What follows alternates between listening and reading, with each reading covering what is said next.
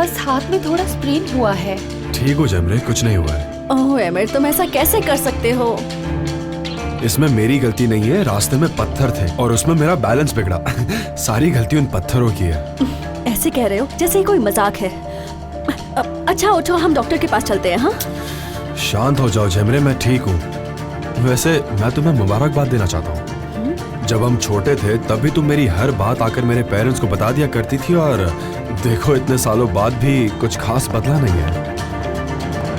Welcome जमरे। ये तो ऐसे बिहेव कर रहा है जैसे कुछ हुआ ही ना हो। असल में मुझे बहुत ज्यादा दुख हो रहा है। हादसे की वजह से मैं ये रेस हार गया। एमिर जी, आपके पापा आपका स्टडी रूम में इंतजार कर रहे हैं। डैड घर पे है क्या? जी, वो अभी अभी आए हैं और आते ही स्टडी रूम में चले गए। एमिर, मॉम,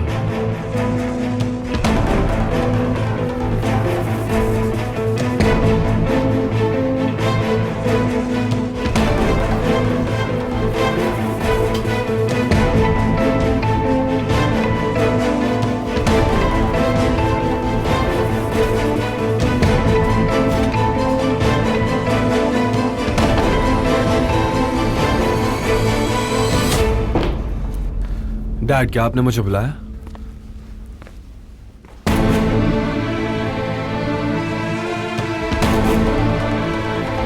मैं आज तुम्हें ऑफिस में देखना चाहता था मगर तुम गायब थे।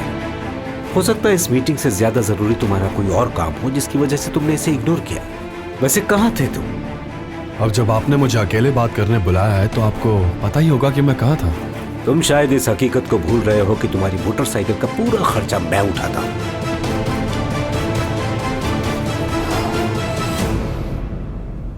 लगता है अब हिकमत अंकल उसे एक लंबा चौड़ा लेक्चर देंगे। हाँ हो सकता है। तुम तो उन्हें अच्छी तरह से जानती ही हो। पता नहीं अंदर क्या हो रहा होगा। मैं जानता हूँ मेरी सारी बातें तुम्हें बेफजूल लगती हैं। नहीं डैड, बल्कि आपको मेरा हर काम बेफजूल लगता है और आपको मेरी कोई बात पसंद ही नहीं आती। मैं चाहे कितने ही काम की बात करूं तुम्हें तो समझना नहीं है। मेरे बिजनेस में हाथ बटाने की बजाय तुम्हें तो कारों और मोटरसाइकिल की रेस करनी है। मैं बिजनेस में हाथ बटाऊंगा और डैड ये कोई दुकान नहीं है जो मुझे हर वक्त वहाँ मौजूद रहना जरूरी हो। वाह क्या बात है। काम तुम्हें कुछ करना नहीं और मुनाफा पूरा चाहिए। हाँ एमिर, आज के बाद तुम किसी कार या बाइक की रेस में हिस्सा नहीं लोगे। मेरी बात को समझ रहे हो ना तुम? आज से सब बंद। मैंने कहा मेरी बात समझे तुम? हाँ डैड, मैं अच्छे से समझ गया, लेकिन आपको भी एक बात समझनी होगी कि मेरी भी कोई पर्सनल लाइफ है। Personal life? बिना किसी इरादे और बिना किसी मकसद की लाइफ कुछ नहीं होती। इसे सुधारने के लिए कोई ढंग का काम करो।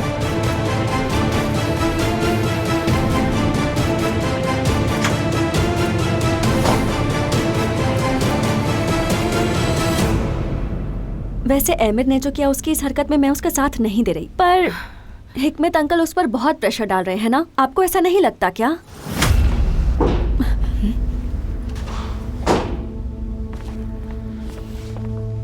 एमिर, एमिर, एमिर रुको ना, मुझे तुमसे बात अभी करनी। नहीं, बाद में। मैं जाकर हिकमत से बात करती हूँ।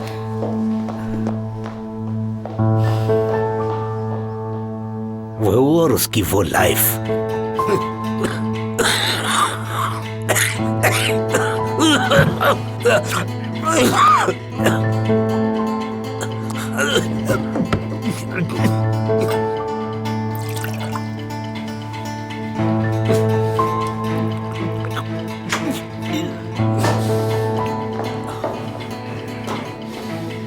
क्या हुआ हिकमत? इतना सब कहने की क्या जरूरत थी? मैंने जो कुछ कहा है उसे सुधारने के लिए कहा है। मैं जानती हूँ पर ये सही वक्त नहीं है। मैं उससे बात करके दोबारा ये सब ना करने का वादा ले लूंगी। वादे तो उसने कई बार किए हैं। वो अभी ना समझ है, वक्त के साथ समझ जाएगा।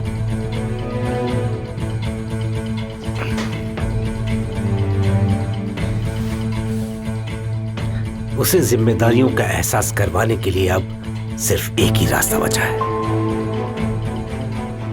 उसकी शादी कर दी जाए, यही फैसला लेना होगा। तुम ये क्या कह रहे हो हिकमत? यही उसके लिए शायद बेहतर होगा।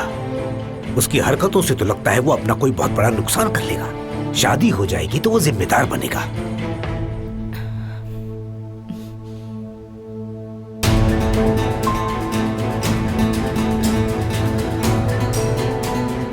जेमरे। क्या कहा? जेमरे कहा ना? जेमरे आई हुई है, वो बाहर अकेली बैठी हुई है, मैं उसके पास जाती हूँ। और तुम इन सब बातों के बारे में सोचकर ज्यादा स्ट्रेस मत लो।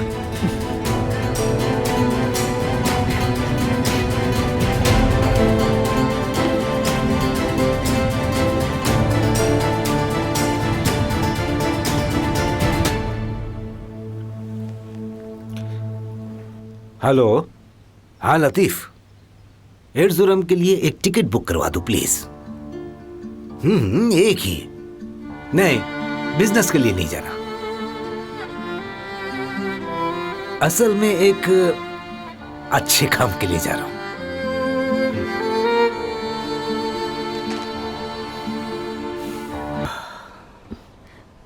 अब बेहतर लग रहा है? हाँ बेटा, ठीक लग रहा है। जो मैं कहना चाहता हूं अगर वो कह दूंगा तो शायद और ठीक लगेगा।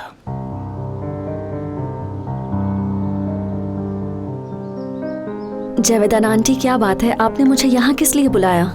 क्या एमिर को लेकर कोई बुरी खबर है आंटी? नहीं बेटा, एक्चुअली मैं तुम्हें एक अच्छी खबर देना चाहती थी, इसलिए तुम्हें यहाँ बुलाया। तुम जानती हो कि हिकमत के दिमाग में अगर कोई बात आ जाए तो वो उसे पूरी करके ही रहते हैं। ये मैं अच्छे से जानती हूँ कि हिकमत अंकल इस घर के बॉस हैं। सही कहा। और हिकमत ने एक फैसला लिया है, एक बहुत ही खास फैसला एमिर को लेकर। मैं जानता हूं कि तुम्हें मेरी बात अच्छी नहीं लग रही है, लेकिन जिस दिन तुम डैड बनोगे तब समझ जाओगे। I don't think so. मुझे फिलहाल शादी करने में जरा भी दिलचस्पी नहीं है।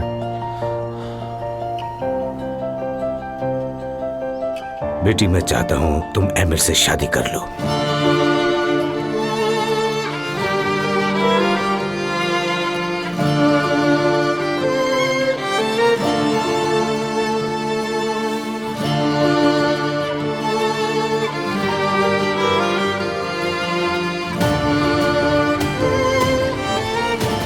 मैं चाहती हूँ कि तुम एमिर से शादी करके इस घर की बहू बन जाओ।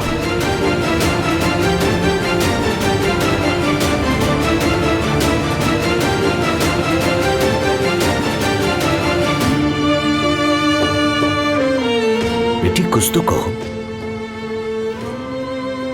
कुछ नहीं कहना?